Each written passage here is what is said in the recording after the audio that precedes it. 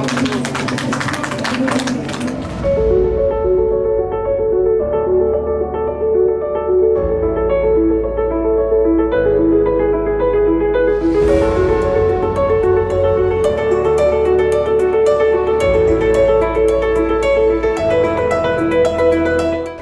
бүгінде 3 жасқа дейін 96.953 баламыз бар. Оның ішінде 970-і орталық жүйке жүйесінің ауыршағындығына байланысты диспансерлік есептерді қазіргі таңда. Жаңа орталық құтты болсын, игі істері оң болсын. Жамбылдықтардың атынан Қасым-Жомарт Кемелұлына үлкен ризашылығымызды білдіреміз.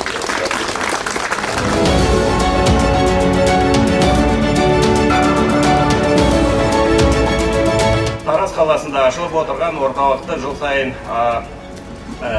600 нәресте, бірақ 600-ден көп, 1000-ға дейін бала абилитациялық және 16 көмегін алады, сондай-ақ диагностикалық аудиологиялық тексеруден өтеді. Қамқорлық қоры арнайы бағдарлама бойынша мамандар оқытып даярлады.